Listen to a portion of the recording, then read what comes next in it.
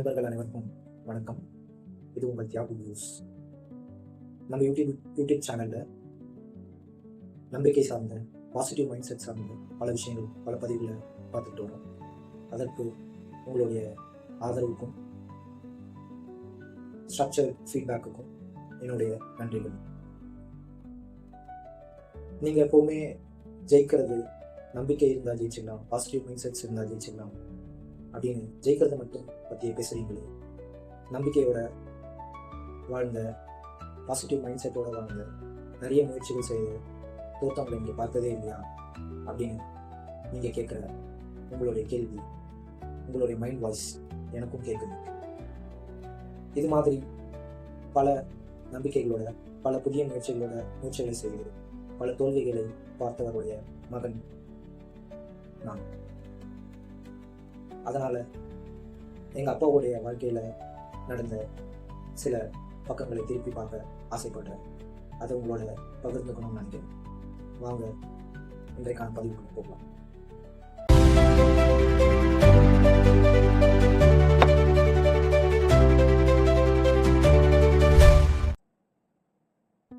எங்கள் அப்பாவை பற்றி ஒரு ஷார்ட் ப்ரீஃப். உங்களுக்கு தெரியுமில்ல, அந்த காலத்துலலாம் பெரிய குடும்பங்கள் தான். அது மாதிரி தான் எங்கள் அப்பாவும். அவருக்கு 3 தம்பி, ஒரு அக்கா, ஒரு அண்ணன். இந்த மாதிரி ஒரு பெரிய குடும்பத்தில் பிறந்தவர் தான் எங்கள் அப்பா. அவருடைய பேட் லக், அவருடைய அப்பா எங்கள் அப்பாவுடைய சின்ன வயசுலேயே தவறிட்டாங்க.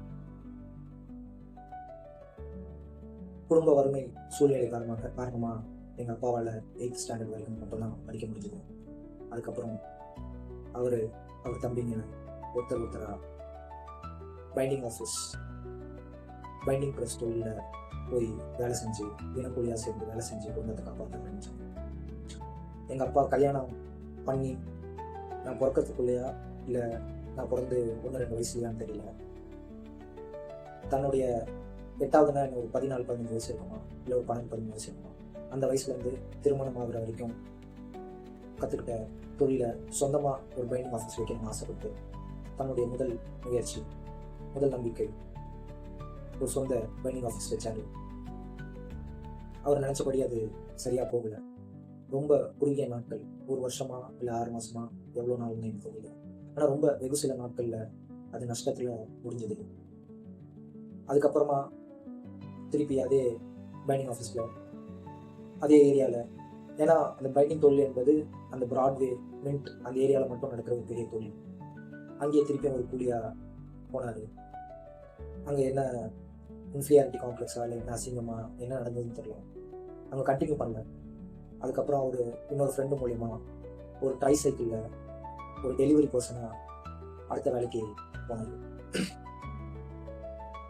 அந்த வேலையில் இருக்கும்போது ஒரு நாள் மவுண்ட் ரோட்டில் குட்ஸ், மிக்சி, கிரைண்டர் இதெல்லாம் வச்சுக்கிட்டு டெலிவரிக்கு போனவர் அன்றைக்கி துரதிர்ஷ்டவசமாக ஒரு ஆக்சிடென்ட் அவருக்கு. அப்போ நான் ஒரு 2nd இல்லை 3rd ஸ்டாண்டர்ட் அப்படின்னு நினைக்கிறேன். அப்போ திருப்பியும் குடும்பத்தில் இருந்த பெரியவங்க எல்லாரும் எதுக்கு தெரிஞ்ச தொழில் விட்டுட்டு தெரியாத இடத்துல போய் வெயிலில் கஷ்டப்பட்டு வண்டி விட்டுட்டு கஷ்டப்படுற திருப்பியும் பைண்டிங் ஆஃபீஸ்க்கு வந்துன்னு சொல்லியிருப்பாங்களா எனக்கு தெரியல. அதனால திருப்பியும் பைண்டிங் ஆஃபீஸ்க்கு தினக்கூலியாக வந்துட்டார். அப்படி வந்து ஒரு 4-5 வருஷம் வேலை செஞ்சவர். நான் ஒரு 6th ஸ்டாண்டர்டோ இல்லை 7th ஸ்டாண்டர்டோ இருக்குன்னு நினைக்கிறேன். அப்போ மீண்டும் தன்னுடைய 2வது முயற்சியாக மீண்டும் பைண்டிங் ஆஃபீஸ் சொந்த தொழில் தொடங்கி 2nd டைம். அப்போ அந்த கம்பெனி பேர் தியாகராஜன் பைண்டிங் ஒர்க்ஸ். எனக்கு ரொம்ப சந்தோஷம். ஏன்னா கம்பெனியே என் பேரில் தான், நான் தான் முதலாளி.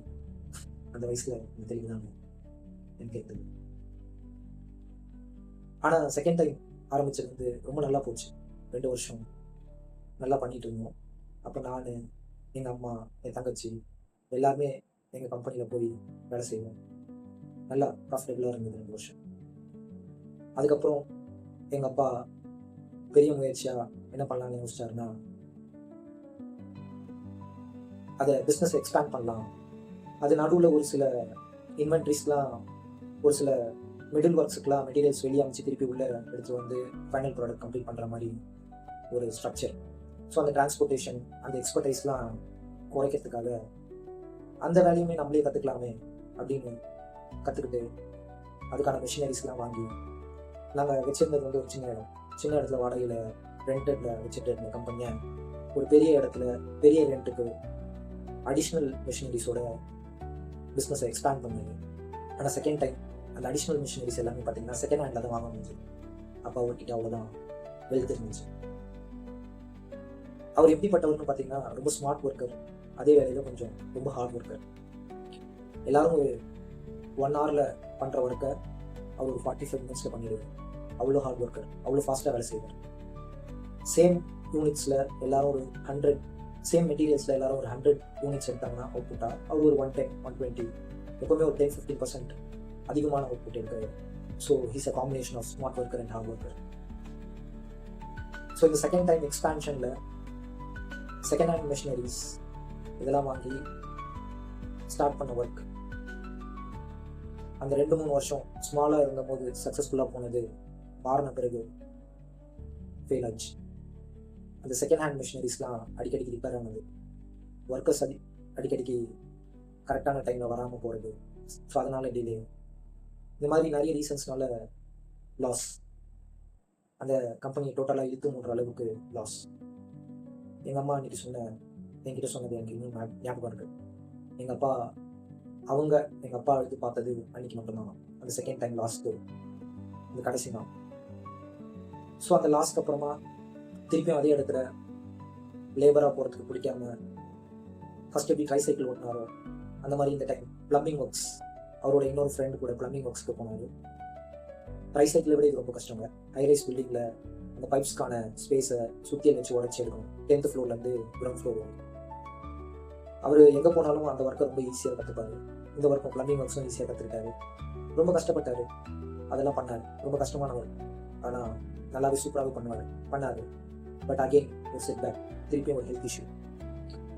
அப்புறமா திருப்பியும் ஃபேமிலியில் எதுக்கோ நீ நல்லா பண்ணுற பைண்டிங் ஒர்க்ஸே பண்ண வேண்டியதானே, எதுக்கு இவ்வளோ கஷ்டப்பட்டு 10th ஃப்ளோரில் போய்ட்டு கல் உடைச்சிட்டு உட்காந்துட்டு இருக்கணும் அப்படின்னு சொல்லி திருப்பி அவர் பைண்டிங் ப்ரெஸ் பண்ணி திருப்பி ஒரு லேபராக வந்தார். அப்புறம் ஒரு 4-5 இயர்ஸ் ஒர்க் பண்ணியிருப்பார். அதுக்கப்புறம் ஒரு மேஜர் ஹெல்த் இஷ்யூ, ஒரு சர்ஜரி. அதுக்கப்புறம் வேலையை கண்டினியூ பண்ண முடியல. ஒரு 10 இயர்ஸாக வேலையை செய்யாமல் இருந்தார். அதுக்கப்புறம் போயிட்டுருக்காங்க. அதுக்கப்புறம் இறந்துட்டாரு. 3 இயர்ஸ் ஆகப்போம் அப்படி இறந்து. இதுதான் அவர் கூட இருந்து நான் பார்த்த அவருடைய எக்ஸ்பீரியன்ஸ். இதை நீங்கள் கேட்குற நீங்களும் இல்லை அவர் சுற்றி இருந்த பார்த்தவங்க எல்லாருமே இதை நிறைய ஃபெயில்டு பர்சனாக தான் நினைப்பாங்க. இதே நிறைய ஃபெயிலியர்ஸ் தான் அவரோட வாழ்க்கையில் அப்படின்னு நினைப்பாங்க. ஆனால் ஆஸ் எ சன்னா நான் இதை ஃபெயிலியராக பார்க்கல. அதுக்கான 2 ரீசன் இருக்குது. ஃபர்ஸ்ட் ரீசன் என்னன்னு பார்த்தீங்கன்னா, அவர்கிட்ட நான் ஒரு 3 இம்பார்ட்டன்ட் லெசன்ஸ் கற்றுக்கிட்டேன். ஃபர்ஸ்ட் லெசன், எந்த ஃபெயிலியருக்கு அப்புறமும் அவர் மனசு உடைஞ்சு அதே இடத்துல ஸ்டாக்னண்ட்டாக உட்காரல, திருப்பி எழுந்து ஓட ஆரம்பித்தார். செகண்ட் லெசன், எப்போவுமே அவர் குடும்பத்துக்காக உழைச்சிக்கிட்டே இருந்தார். தேர்ட் லெசன், தேர்ட் ஒரு ரீசன் என்னன்னு பார்த்தீங்கன்னா, சின்ன வயசுலேயே எனக்கும் உழைக்க கற்றுக்கிட்டாரு, சம்பாதிக்க கற்றுக்கிட்டார். இந்த 3 இம்பார்ட்டண்ட் லெசன்ஸ் அவர் எனக்கு சொல்லாமல் சொல்லி கொடுத்தது. எல்லா அப்பா உள்ள மாதிரி தான். நாங்கள் அவ்வளோவா ஜோவியலாக இருக்க மாட்டோம். அவர் நார்த்து, நான் சவுத், அது மாதிரி தான். எனக்கு எவ்வளோ தெரிஞ்சு அவர் என்னை ஒரே ஒரு நாளில் கட்டி பிடிச்சி தூங்கியிருக்காரு. நான் சின்ன வயசில் இருக்கும்போது ஒரு 9th ஸ்டாண்டர்ட் அது மாதிரி நினைக்கிறேன். எதனாலனா அந்த பைண்டிங் ஆஃபீஸில், தியாகராஜன் பைண்டிங் ஆஃபீஸில் ஏதோ ஒரு நாள் நான் இம்ப்ரெசிவாக ஒர்க் பண்ணி காமிச்சிருப்பேன் போல. என் பையன் என்ன மாதிரியே வேலை செய்யணும் அப்படின்னு சொல்லிட்டு எனக்கு ஒரே ஒரு நாள் மட்டும் என் கட்டி பிடிச்சி தூங்கியிருக்காரு. மற்றபடி நாங்கள் பெருசாக ஜோவியலாக இருந்ததில்லை. ஆனால் நிறைய உழைப்பு, விடாமுயற்சி, இதெல்லாம் எனக்கு சொல்லி கொடுத்துருக்காரு. சரி, நீ கற்றுக்கிட்ட, ஆனால் அவர் நிறைய ஃபெயிலியர்ஸ் தானே, அவர் எந்த வரைக்கும் ஃபெயிலியர்ஸ் தானே பார்த்துருக்காரு, அவர் சக்ஸஸே ஆகலையே கடைசி வரைக்கும் அப்படின்னு நினச்சிங்கன்னா, எனக்கு ஆன்மீகத்தில் ரொம்ப இன்ட்ரெஸ்ட் அதிகம். இலங்கை ஜெயராஜ் அப்படின்னு ஒரு சொற்பொழிவாளர் இருக்கார். அவர் சொல்வார், இறந்தவர்கள் யாரும் புதைக்கப்படுறதில்லை, விதைக்கப்படுறாங்க. அவங்களோட கடைசி பிறவி இருக்க வரைக்கும் அவங்களுடைய குலத்தில் அவங்க திருப்பி பிறப்பாங்க அப்படின்னு அவர் சொல்கிற ஒரு காணொலி நான் பார்த்துருக்கேன். அதே நம்பிக்கையோட எங்கள் அப்பா அவர் திருப்பியும் எங்களோட குலத்தில் பிறப்பார். அவருடைய முந்தைய பிறவியில் எதையெல்லாம் தோல்வியாக மற்றவங்க பார்த்தாங்களோ அதையெல்லாம் பல மடங்கு வெற்றியாக மாற்றி காட்டுவாங்க அப்படின்ற பெரிய நம்பிக்கை எனக்குள்ளே இருக்குது. இதை நான் நம்புகிற என்னுடைய முருகன் கண்டிப்பாக நடத்தி வைப்பார் அப்படின்ற நம்பிக்கையோட இன்றைய இந்த பதிவை நிறைவு செய்கிறேன். உங்களுக்கும் உங்கள் அப்பாவுக்கும் நடுவில் இருந்த இல்லை உங்கள் அப்பா உங்களுக்கு கற்றுக் கொடுத்த லெசன்ஸ் என்னென்ன? உங்களுடைய அப்பாவுக்கும் உங்களுக்கும் இருந்த கான்வர்சேஷன்ஸ், ஒரு இம்பார்ட்டண்ட் லைஃப் டேர்னிங் மூமெண்ட்ஸ் என்னென்ன அப்படின்னு கமெண்ட் பாக்ஸில் சொன்னீங்கன்னா எல்லாரும் தெரிஞ்சுப்பாங்க, எல்லாருக்கும் அது உதவியாக அப்படின்னு சொல்லி இன்றைய பதிவை நிறைவு செய்யுங்க. அடுத்த பதிவில் உங்களை சந்திக்கும் வரை குட் பை. நான் உங்கள் தியாகம்.